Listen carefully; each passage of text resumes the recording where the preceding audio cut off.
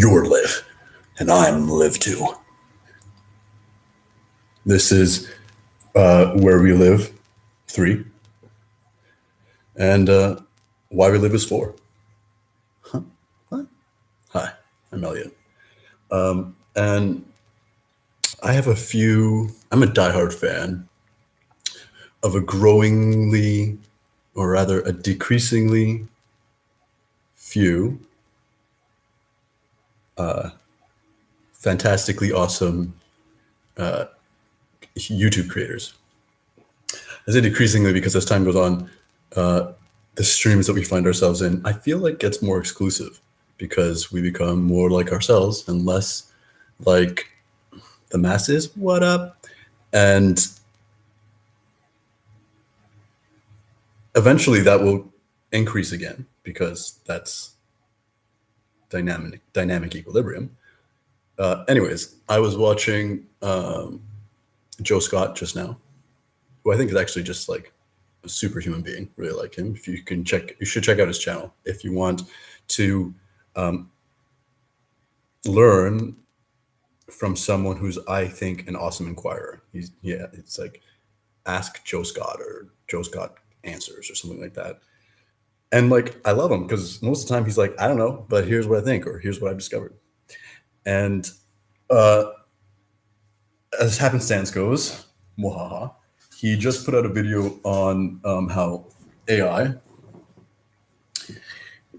that's not I or A, it's artificial intelligence, in case you've been living inside a rock. Because if you were living under it, the AI would have found you. How AI is changing sports as we know it, or rather PIP, Random Thursday. And I've been studying artificial intelligence for as long as I've been studying. So I was naturally fascinated by, having a one-way conversation with Joe. And it got me to thinking and realizing, not for the first time, but enough to share, the fallacy of driverless cars for humanity's safety. Now, I remember I was about 17 when I realized, or I thought I did, that the answer to traffic was intervehicular communication, faster than we speak. So kind of like robot driving, although like 16, 17, 18 years ago, whatever, I don't know, was foreseeable, but beyond my capacity for generating. So anyways, when things bug me, I try and figure out how to make them not bug me anymore, or at least conceive of the possibility so that I can like shelve it and it not bother me anymore. Welcome. I love you. And so sitting in traffic, being like, well, what's the issue? Because like, let's go all the way to the left. I live in North America. That's the fast lane. Typically, or technically, that lane could potentially just be going quickly. Maybe creating transfer positions. I live in Toronto, and we're home. I don't know if it's still, but I live actually right beside the 401. It's Hum is my lullaby, and it's one of the widest highways in the world.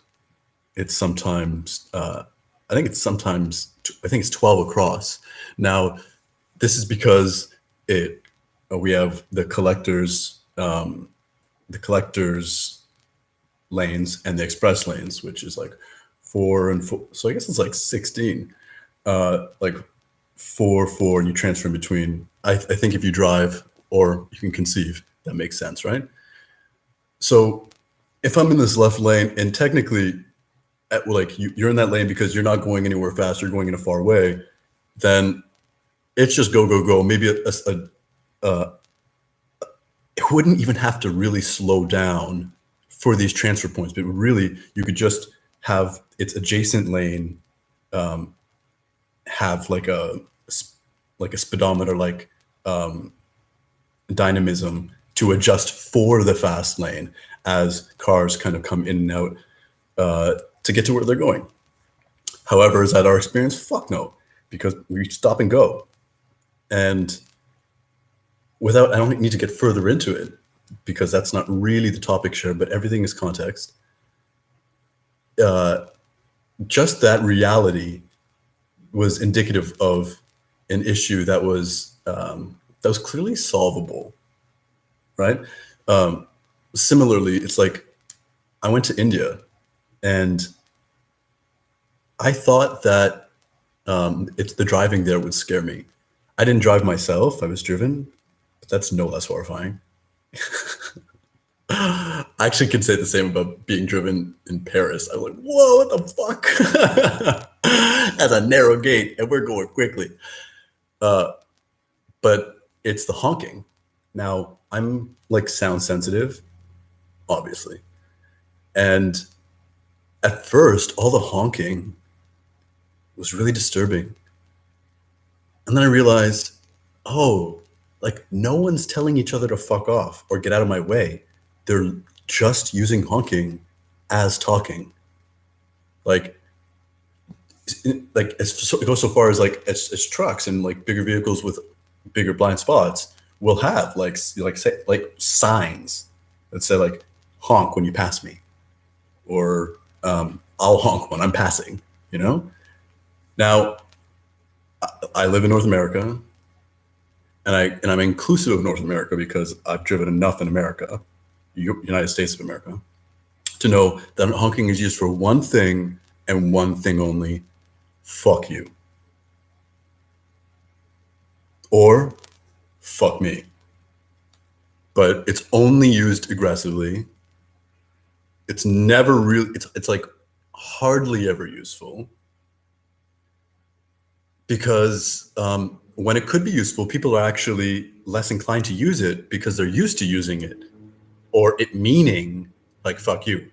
You know, it's like, again, Canadian, like someone's coming and you're like, oh shit, I should honk, but we're all like, please and thank you. Sorry, excuse me. So it's like, I should honk, but oh, I don't want to scare them. And then you crash. I digress, but only very slightly. So the opportunity of AI driving is this light speed communication. And because, humans suck at driving. Now, I'm awesome at driving. And just to, again, create context, I don't say I'm awesome at everything, just the things that I do a lot and enjoy. And as I get older, those become like, I get more awesome and the like breadth of my awesomeness grows. That can be true for you and everybody too. Just if you like, look at your life that way. But like aside, I love driving and I'm awesome at it. I've also been trained to drive since I could hold a Nintendo paddle, right? Hand-eye coordination, get out of the way, be aware of your surroundings, blah, blah, blah. So that's my like initial defense for human driving. Okay. It's not that humans suck at driving. It's that a lot do. Why is that? It's because it's because everything is an attempt to be driven, and cars, as useful as they are, as an industry, is an arm of the controller to take our agency away from us. Let's talk about that a little bit. So first of all, let's talk about the difference between horses and cars. They both have 4 legs. Well, no. Horses have 4 legs. Cars have 4 wheels. Well, what's a wheel? Well, in a car, they are 2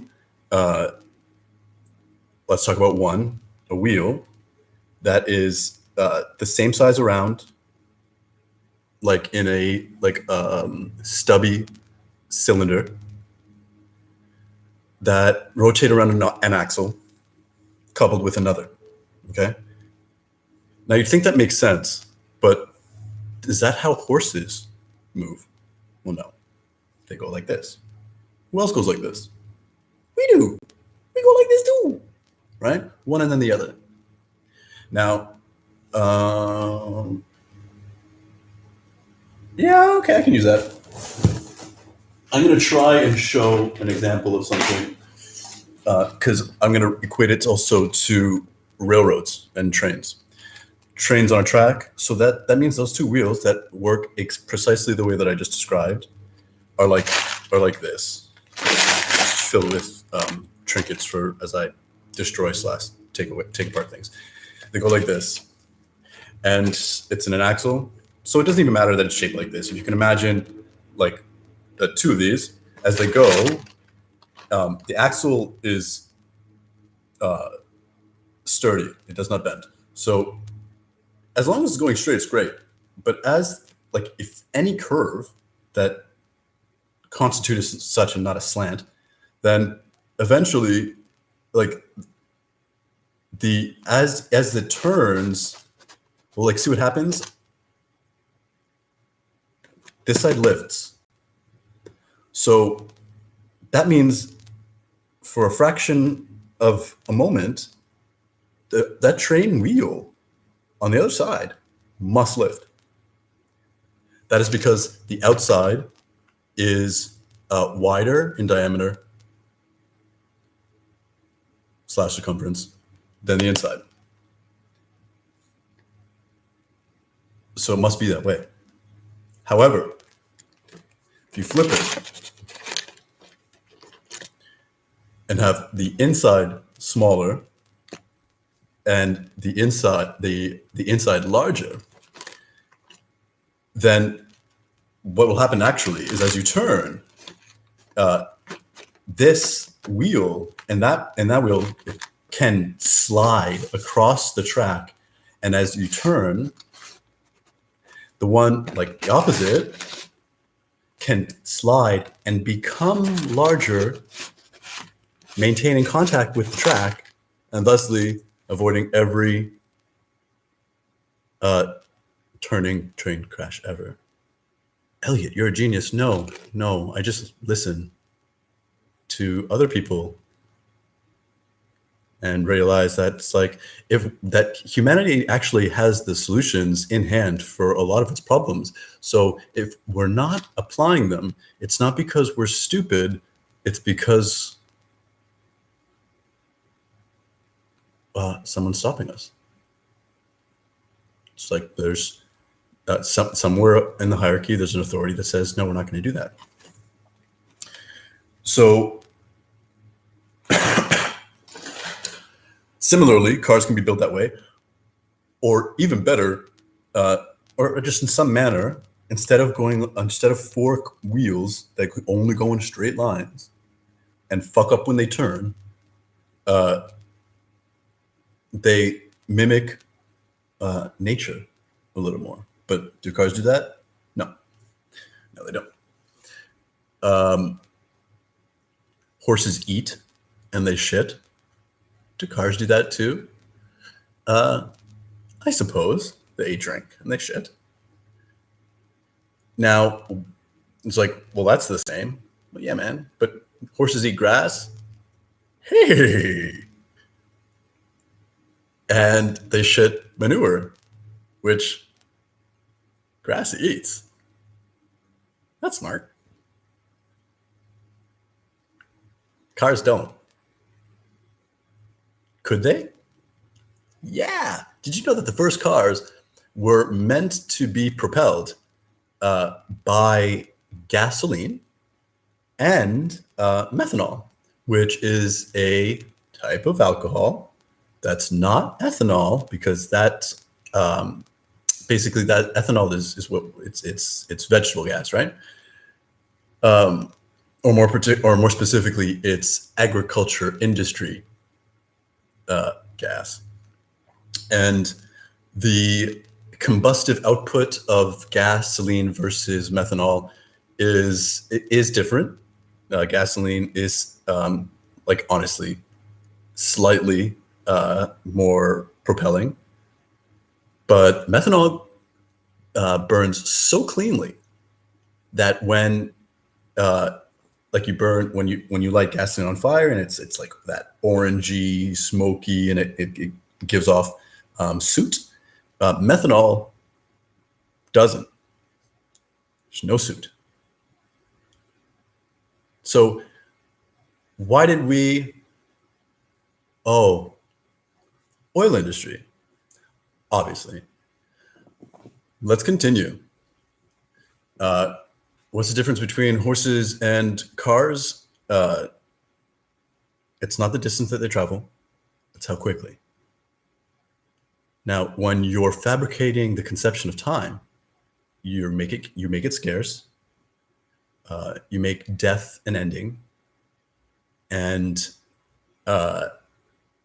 you make it. You basically you make your life depend on getting everywhere quickly.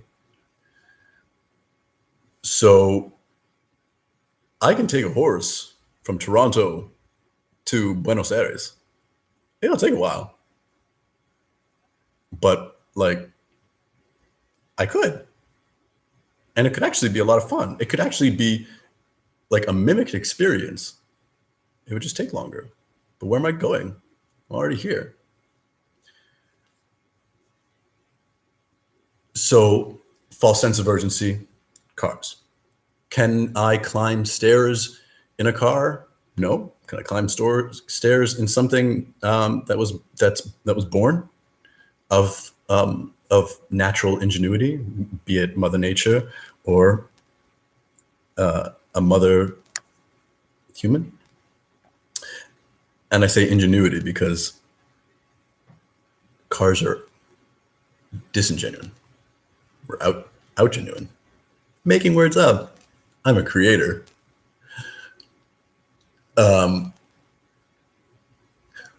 Right. So there's another limitation. What's the limitation? Elevation. We don't want you thinking vertically. We want you thinking horizontally, so you don't question vertical and recognize that you're being measured by rulership. It's like, Elliot, are you stretching? Well, yeah. So don't get too tight. Everything is expansion and contraction.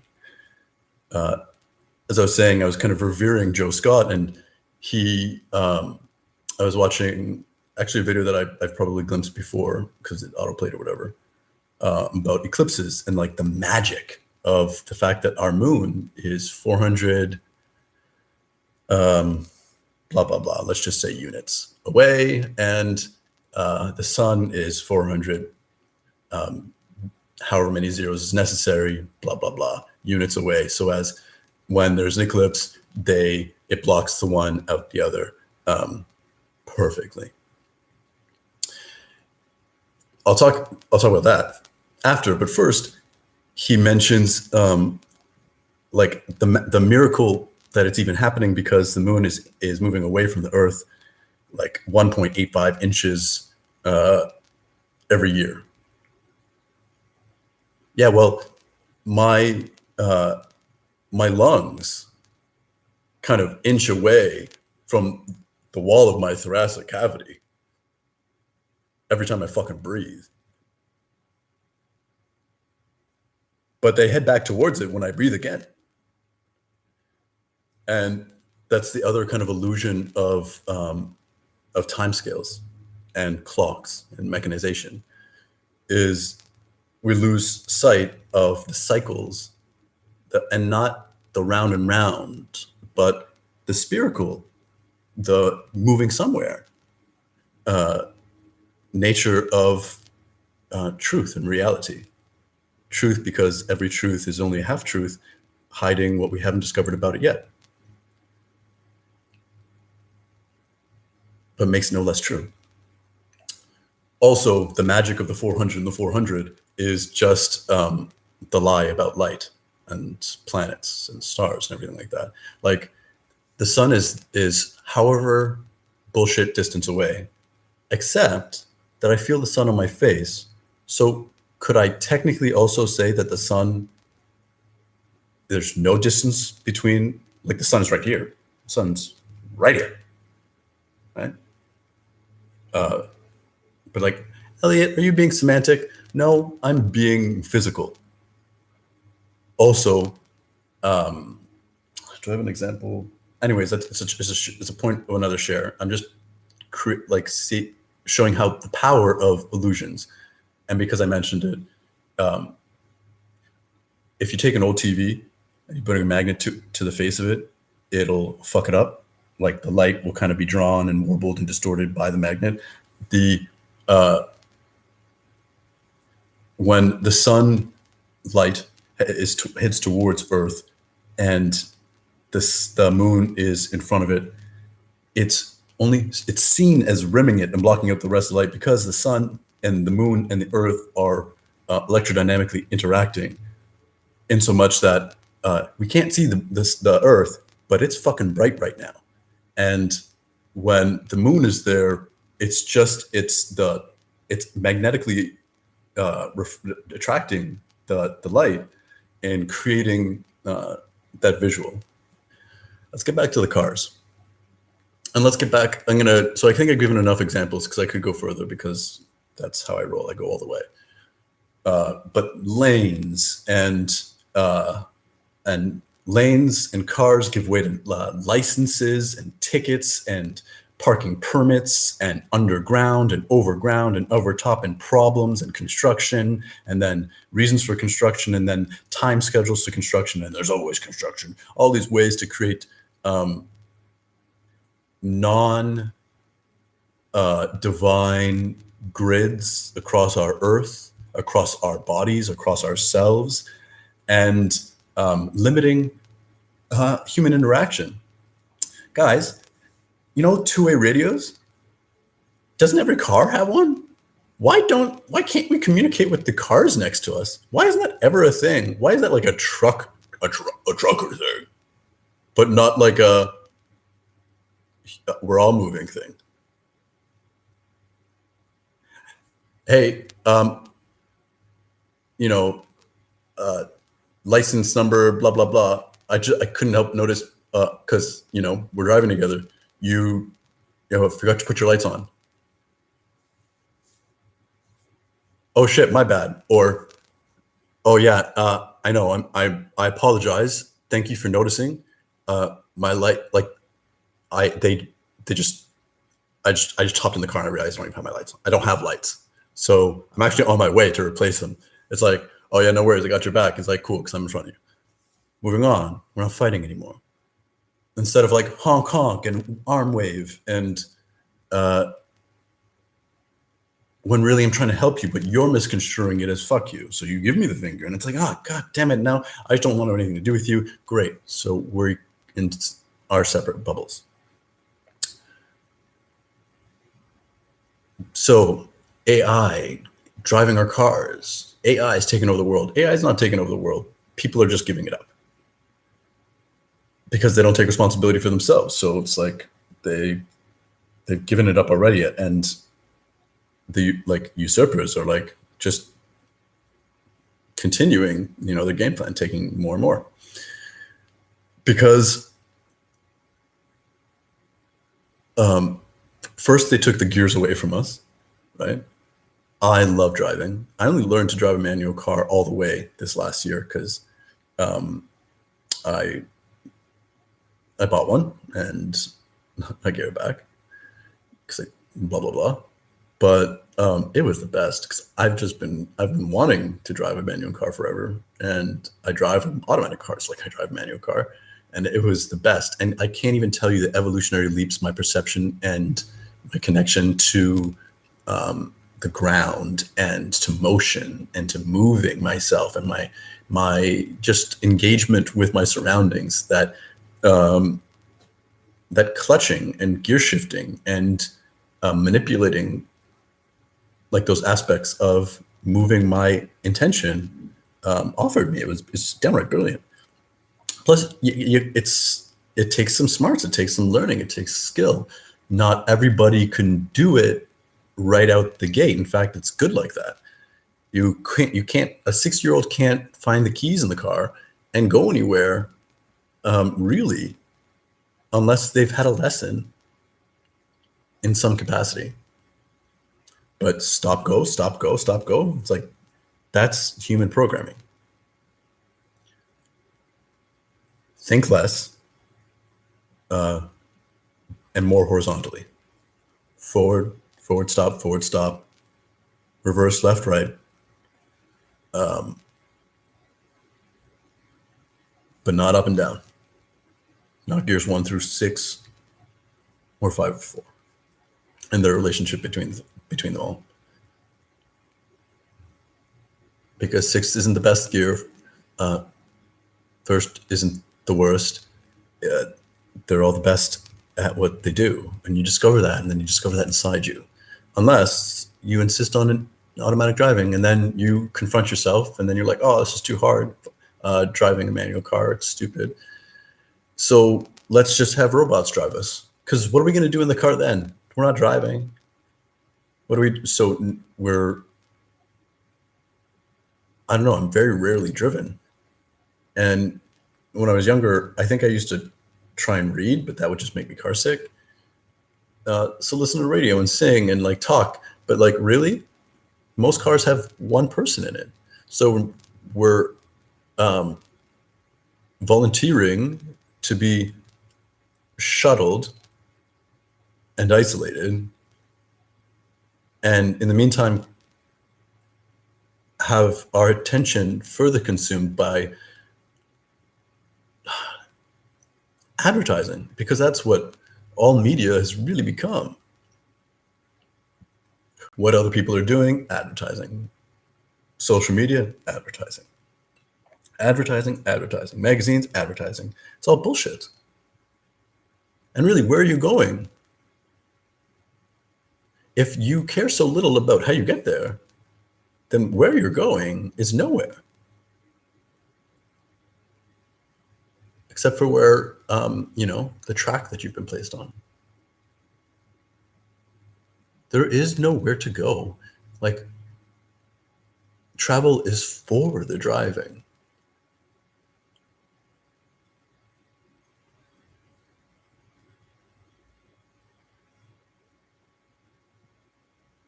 And we're going to come back to that.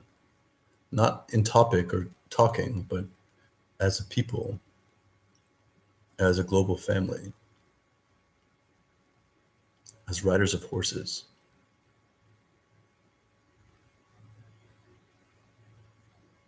And lovers of eye contact and smiling. Okay. Hope you enjoyed. Learned something, or a few, or not. I love you anyways, and I know you love me too. All right. Bye.